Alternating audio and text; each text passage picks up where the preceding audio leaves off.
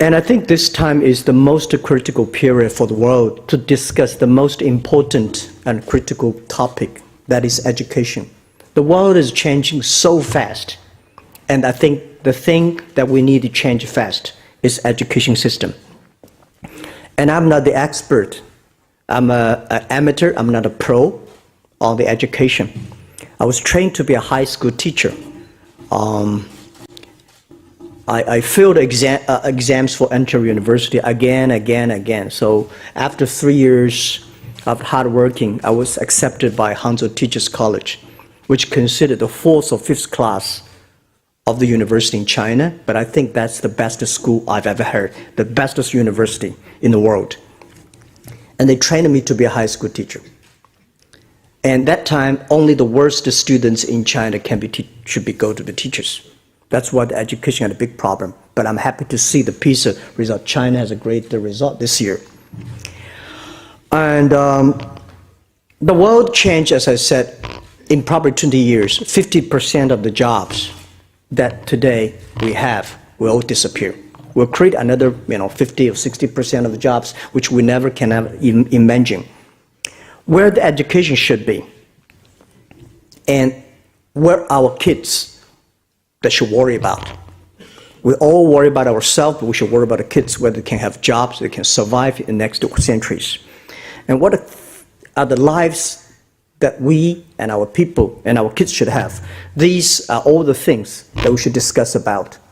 And I said to China last year only have 12 million new babies born, which somebody said 17, but I think like around between 12 million to 17 million. China, in next 50 years, were decided by these 12 to 17 million people. And these 12 to 17 million people, what kind of education system we give them, how we can improve them, that also influences the world. And I was trained as an English teacher. At that time, China just started to have English courses. We don't have enough teachers, English teachers, to teach English. So my teacher, she was teaching math. So in the morning, she went to learn ABC, and in the afternoon, she came to teach us. The thing she inspired me, she said, "Jack, your pronunciation is better than mine." Most of the courses that I'm good at, all because the teacher's good. The teacher encouraged me to go ahead. And some of the courses, I had a terrible study result on chemistry, because my chemistry teacher does not like me. Those teachers don't like me, I don't work. If the teacher like me, I work hard. And I find most of students doing things like that. And from result of the test, I was not considered to be a good teacher. A good student, I always fail exams. The teacher said, this is, they write on the blackboard and say, this is what I taught. And when we take the exams, I have to answer exactly the same, but I think that is not true. So I always criticized, put at the bottom. But 20 years passed, those great students, my classmates in the primary school, middle school, universities, they still stay there and we're running fast. I never stopped studying. I think society is the best universities, and I enjoy that. A lot of people learn to work.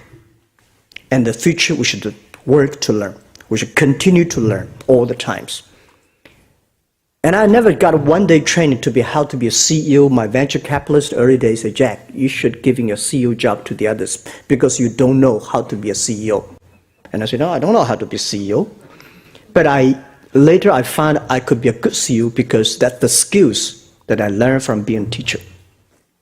I call myself CEO, Chief Education Officer. I learned everything I learned from being a teacher. Inspire your students, trust your students, believe in your students, enable your students. All the teachers want their students to be excellent. All the teachers want the students to be good. This guy become a banker, there's a mayor, that is an engineer, there's a scientist. No teacher wants his students to be in prison, bankrupted, or in trouble. When you have a good heart, you like the students can feel it. This is the way I do as a CEO in my company. I trust my people. We enable them. We do anything we can to make people like a people, not people like a worker. So today a lot of people fighting for or work hard for education. And we try to solve the problem of putting everybody has the chance to get education. That means we need, to me, I think education is just like a food. You need to feed the people. So we should have food for everybody, for every kids. This is very important. Every childhood, every children in this world should have the equal education opportunities. But the other thing which is more important, what education we should give our kids, what food we should give. We know if you give terrible food, the kids will have diarrhea, have stomach problems. And there are two things today in the whole world are very, very important. The first is everybody has a chance. Second, everybody should have a right education content. So what I believe that at the industrial period, everything we want to make standardization. But the AI period, we want a differentiation, make everybody different. Right? IT is to enable yourself. DT, the data technology, is to enable the others. The real fairness of education is differentiate. Make everybody, every kid have the right education that he needs. Make everybody be the best of himself. And I always think a school should be like a zoo. It's all kinds of animals. This is what I did in my company. I hate to turn my company become a farm, group of chickens or ducks. I want all kinds of animals. They're versatile. So, you can never judge, because we have KPI. We should not give a KPI for a chicken, how many eggs a chicken will have, and put that KPI on a lion or a tiger. Lion, tiger, stupid. So we have to making sure the schools like a zoo and our company like a zoo. In the industry period, we make the assembly line, then make every people like a product should be same. Whether you're good, you're smart, you're stupid, this is the way that you do. You say the food you eat. And education become that kinds of assembly line. It's a disaster. Animal has the instinct. Machine have the intelligence. But human being have the wisdoms. In the digital period, we have to think very clearly, what is the difference between human and machines? If we worry about machine will replace people, because people and machine are too similar. If we worry about machines, that's the problem, not machine, the problem of human beings. So if you do everything on a standardization, it can be replaced. Unfortunately, I'm on the internet business. We know that if everything is standardized, if everything is logic, you will be problem. We designed our own technology 15 years ago. At that time, we do not call it AI. We call AI Alibaba intelligence. We do not call it artificial intelligence. We find everything if there's a logic. If there's a logic, machine can do better. If there's no logic, people can do better. See, sometimes we don't know why this boy loves that girl. There's no reason he loves her, or there's no reason she loves him. But they're loved. But when you hate somebody, there's a logic. When you do some bad things, there's a logic. If there's a logic, machine can do better. And what we did in our company is that we teach machine to arrest, to catch, to find all the bad behavior of people, arrest the bad guys. Because we have so much money transaction every day. People try to steal money. When you have a plan, when you have a logic, machine can do better. So, I think in the digital period, if you focus too much on standardizations, you will be replaced by machines. Human beings have to do the things that should be creative, constructive, feelings that machine can never be replaced. If a machine will never embrace the change, human being can change. Machine will never continue to learn like a human. And if we try to live like people in the past century, it's going to be disaster. So in the industry period, 100 students, we only use one methodology to teach. But in the digital period, 100 students, we might have, and we should have probably 120 ways of teaching, because we need to have the 20% extra, because 20% extra students, they may like me, never obey the rules. So we need to have 100 students, have 120 ways of teaching. In the industrial period, we make people like a machine. In the digital period, we make a machine like people. Education must reform. Schools must reform. Teachers need to reform, and classroom needs to reform. In the past, we give students, the teachers give students knowledge in the class, but in the future, students and teachers may work together to learn. In the past, teachers know more than the students. In the future, students maybe know more than the teachers. In the past, one class 40 minutes, one class 40 students. And every day we have like 7 classes. This standardization, I don't know where it comes from, but it should be designed for industrial period. In order to use limited resources, as few resources as possible, to train as many people as possible. So 200 years passed. The industrial period is moving to the digital period. We have to rethinking what are the education, the content, the way we teach to the people. In the past, classroom is supposed to teach students the right answers.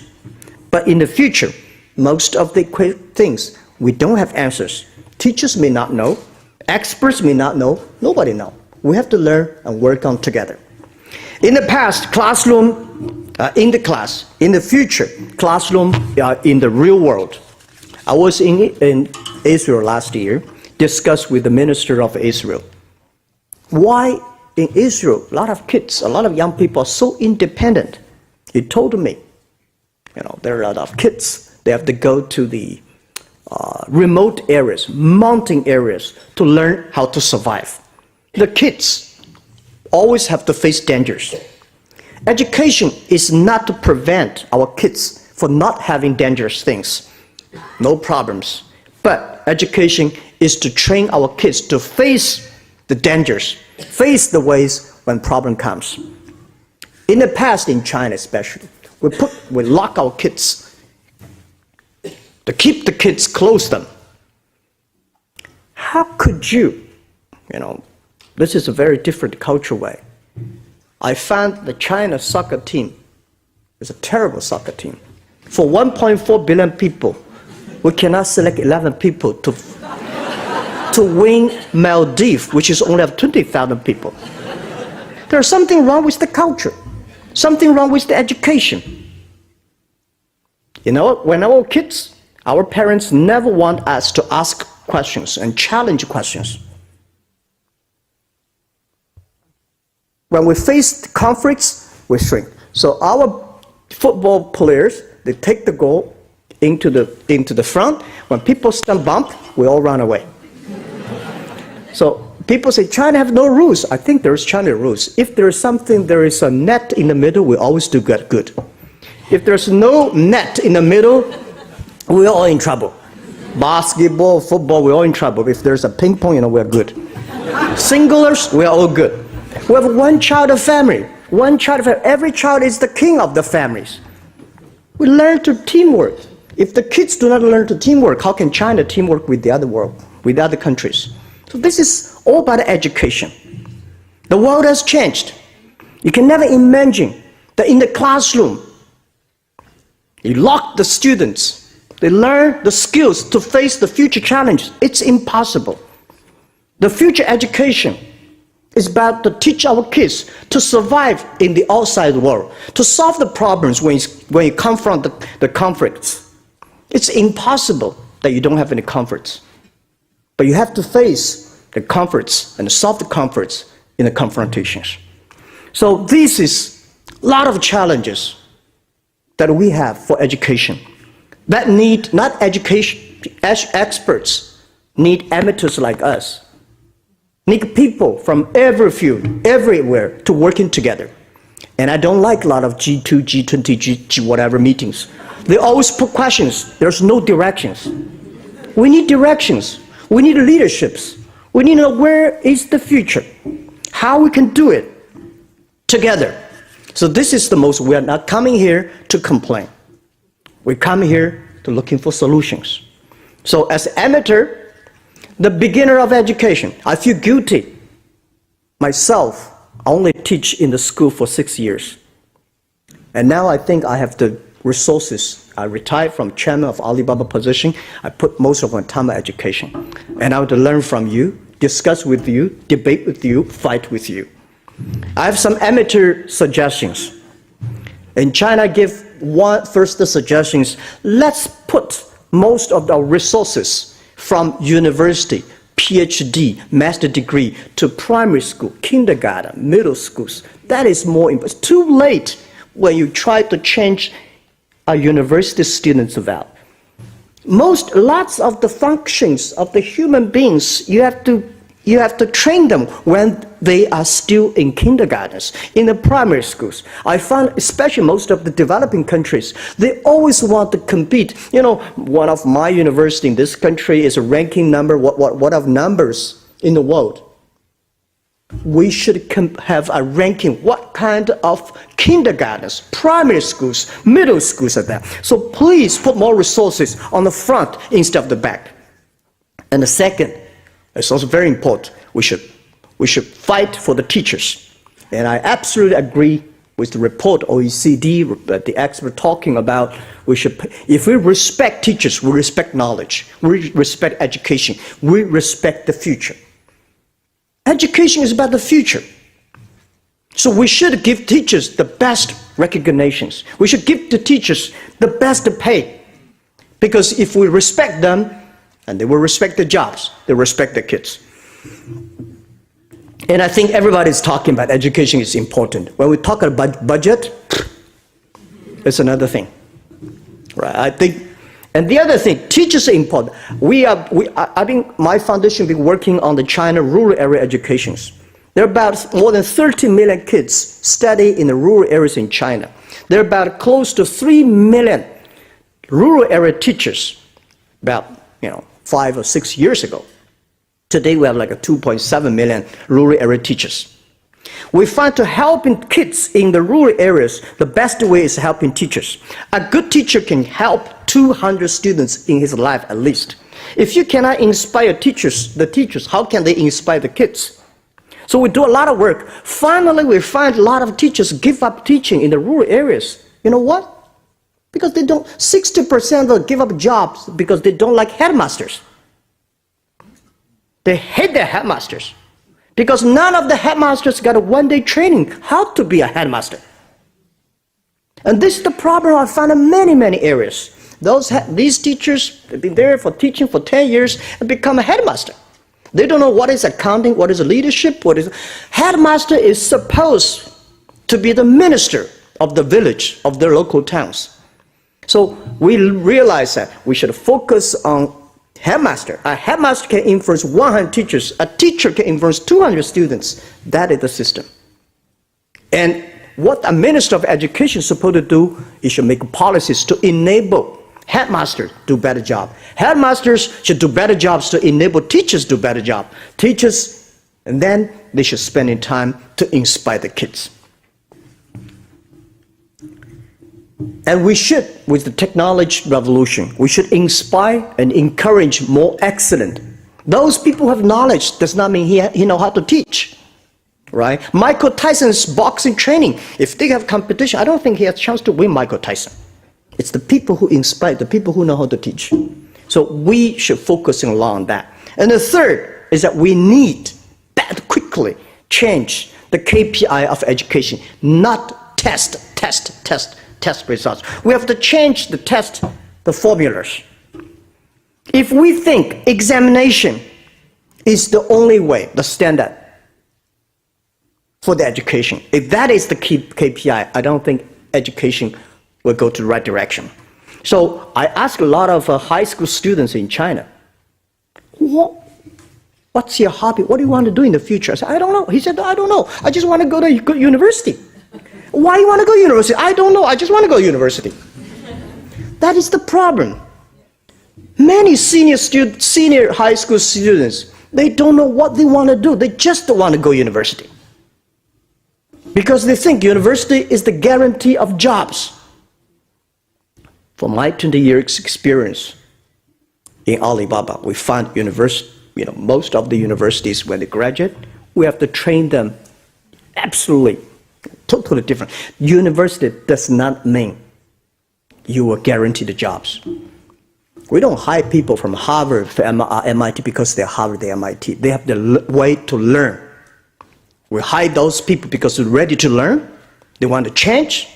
They want to create. They want to learn all their lives. We hire them. Not because, for me, those people got a master's degree or doctorate degree.